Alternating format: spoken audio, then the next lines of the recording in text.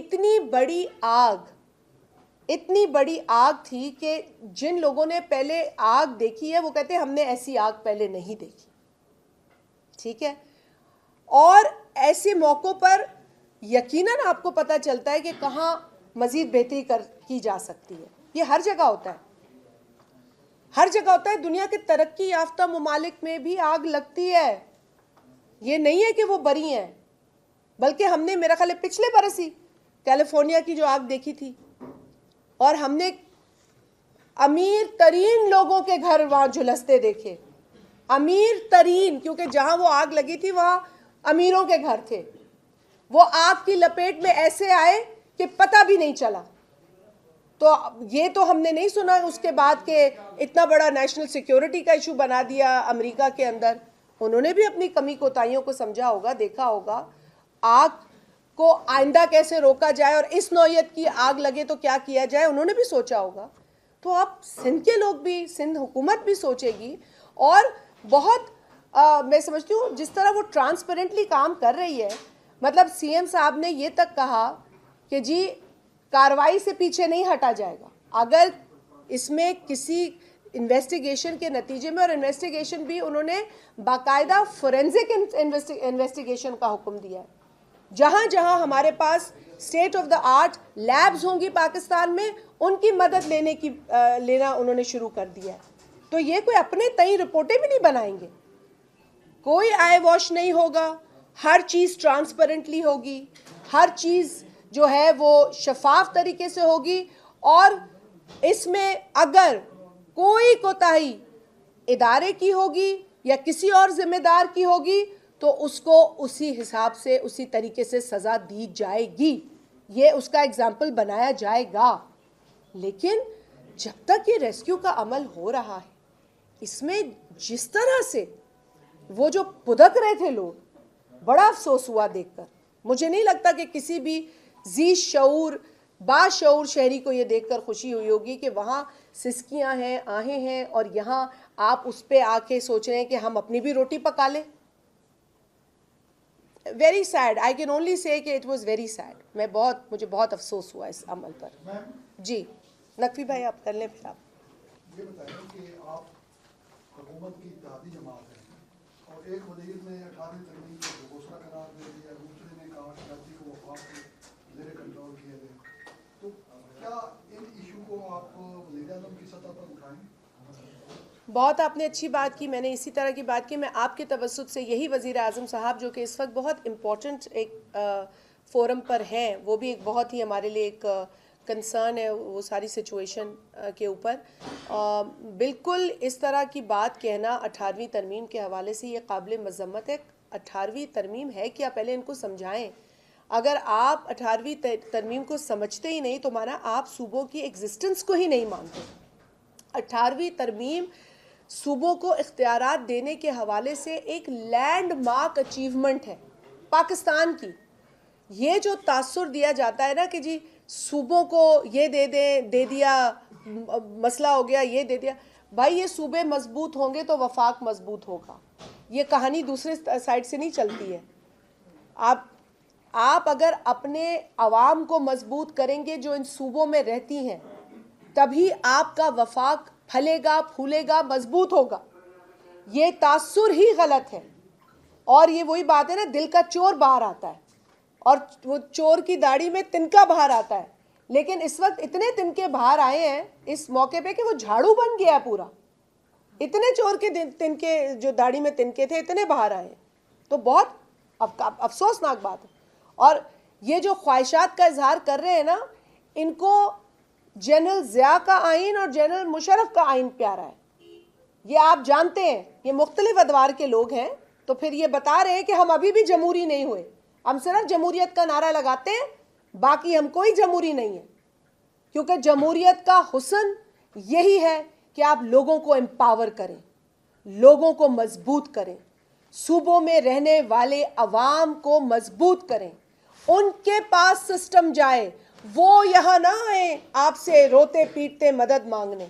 और अगर किसी ने, मेरा ख्याल है कि वो स्टेट इंस्टीट्यूशन की मदद पर भी बड़ा बात की है। अरे भाई, जब आफतें आती हैं, चाहे वो कुदरती हों, चाहे वो इस तरह की हों, तो आपके स्टेट इंस्टीट्यूशंस होते हैं मदद के लिए, पूरी दुनिया में होता है, पूरी दुनिया में स्टेट के इंस्टीट्यूशंस मदद करते हैं, कंट्रीब्यूट करते हैं, और उन्हें करना भी चाहिए, इसमें कोई हर्ज नहीं, कोई बुरी बात नहीं है। लेकिन इसको जो रंग दिया गया वो भी वफाकी वजीर की तरफ से काबिल अफसोस है। मुझे ये उम्मीद नहीं थी, लेकिन फिर वही है ना कि हम अपने ज़र्फ से सोचते हैं, वो अपनी सोच का इजहार करते हैं। शालिनी साहब, इसी पे एक कमेंट मजीद कर दीजिएगा। एक जो परसेप्शन इसके हवाले से 18वीं तरमीम के हवाले से और एनएफसी अवार्ड के हवाले से बनाई जा रही है, वो परसेप्शन ये है कि जब पिछली बार 20वीं आईनी तरमीम के वक्त जो है ये एनएफसी अवार्ड का मामला वापस लिया गया था, तो ये ख़त्म नहीं किया गया था, इसको डिले किया गया था। तो अब ये जो पीपल्स पार्टी है उसकी अंडरस्टैंडिंग के साथ नून लीग और हुकूमत जो भी आप कहें, तो वो जो है वो अब अंडरस्टैंडिंग है दोनों के दरमियान में कि अब ये जो है वो 27वीं आईनी तरमीम में ये मामला उठाया जाएगा। इसको इसकी वजाहत कीजिए। देखिए, हमारी नॉलेज में ये बात नहीं है। बहुत सारी क़यास आराइयाँ ज़रूर हो रही हैं। ये क़यास आराइयाँ पिछली आईनी तरमीम से कबल भी हो रही थी और बार बार हम इनको क्लियर कर रहे थे आपके साथ। फिर आपने देखा कि सूबों के इख्तियारात के हवाले से पाकिस्तान पीपल्स पार्टी के ही चेयरमैन ने जो प्रपोजल्स थे वज़ीर आज़म साहब के, वो उन्होंने अपने एक्स अकाउंट पे सबसे पहले डाले, और वही एक पॉलिटिकल पार्टी के सरबराह थे जिन्होंने कौम को एतमाद में लिया, क्योंकि इसमें सूबों के इख्तियारात का बहुत बड़ा एक इशू था, एनएफसी अवार्ड में सूबों के शेयर का इशू था, सूबों को दिए गए सब्जेक्ट्स का इशू था, और दीगर भी चीज़ें उन्होंने मेंशन की। हमारे लिए जो बहुत इम्पॉर्टेंट बात थी वो वफाकी आइनी अदालत का क़याम था, जो कि पाकिस्तान पीपल्स पार्टी के मंशूर का हिस्सा है। चार्टर ऑफ डेमोक्रेसी का एक अधूरा एजेंडा आइटम था, और लिहाजा हमारे लिए वो एक जो है पॉइंट ऑफ एक टॉपिक ऑफ इंटरेस्ट था। लेकिन जो दीगर लवाजमात थे या दीगर उसमें चीज़ें थी, उस पर हमें ज़रूरी थी कि हम उसको डिस्कस करें विद इन पार्टी, जो हमारा एक तरीका है। मैं आज आपको, और आपको पता है, मेरा ये दावा नहीं है, मगर मैं आपको ये दोबारा कह दूं कि अगर कोई पॉलिटिकल पार्टी है पाकिस्तान में जिसने ट्रांसपेरेंटली पिछली जो अमेंडमेंट है उसके हवाले से लोगों को और अपनी पार्टी को एतमाद में लिया, तो वो पाकिस्तान पीपल्स पार्टी है। वो पाकिस्तान पीपल्स पार्टी के चेयरमैन जनाब बिलावल भुट्टो जरदारी साहब हैं। अगर कोई पार्टी है जिसने शफाफियत से इस पर डिस्कशन की, ट्रांसपेरेंटली की, वो पाकिस्तान पीपल्स पार्टी है, जिसने अपनी एग्जीक्यूटिव कमेटी का, सेंट्रल एग्जीक्यूटिव कमेटी का इजलास, 2 रोज़ा इजलास बुला के, और दोनों दिन इजलास के अख्ताम पर चेयरमैन साहब ने खुद इतने हसास मामले को उन्होंने खुद ही एक्सप्लेन किया मीडिया को। तो आज भी अगर कोई आइंदा आने वाली अमेंडमेंट है और अगर उसमें कोई बातें की जा रही हैं, तो उससे पीपल्स पार्टी इस वक्त ला इल्म है।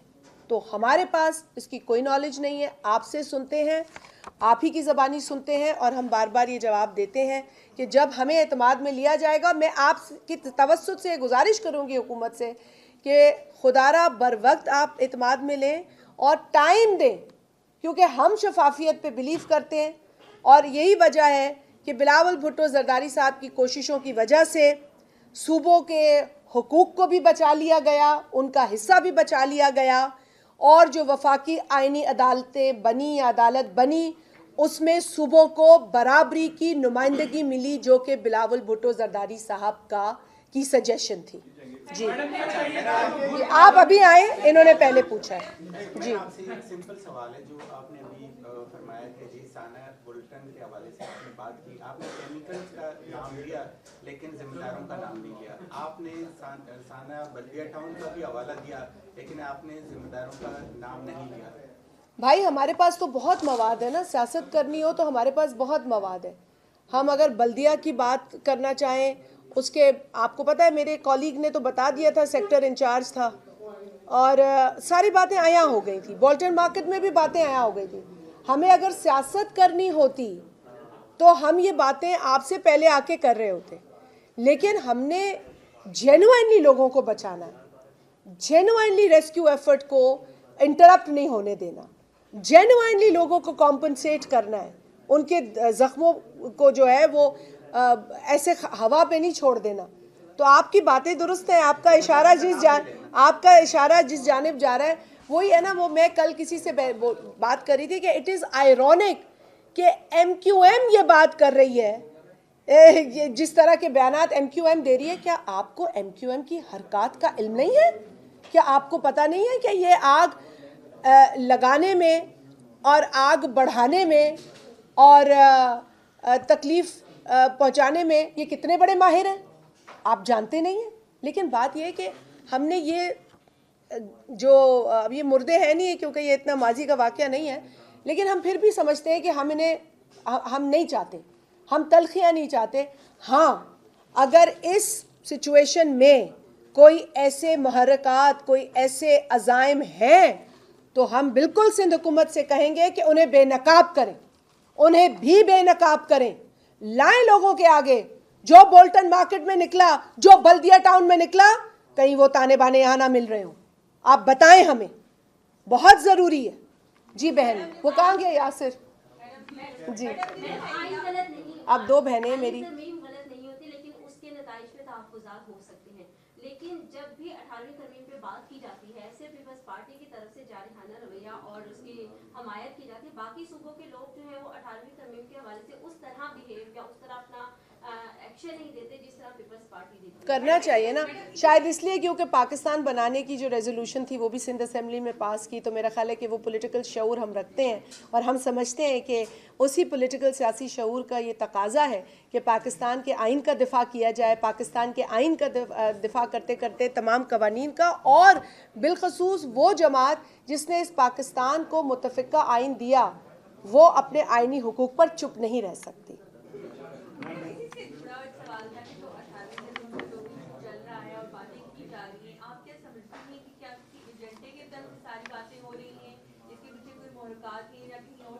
मैं बिल्कुल समझती हूँ कि कोई एजेंडा है जो ऐसे मौके पर भी सामने आ गया, वरना ऐसे मौके पर तो दुश्मन भी चुप ही रहते हैं।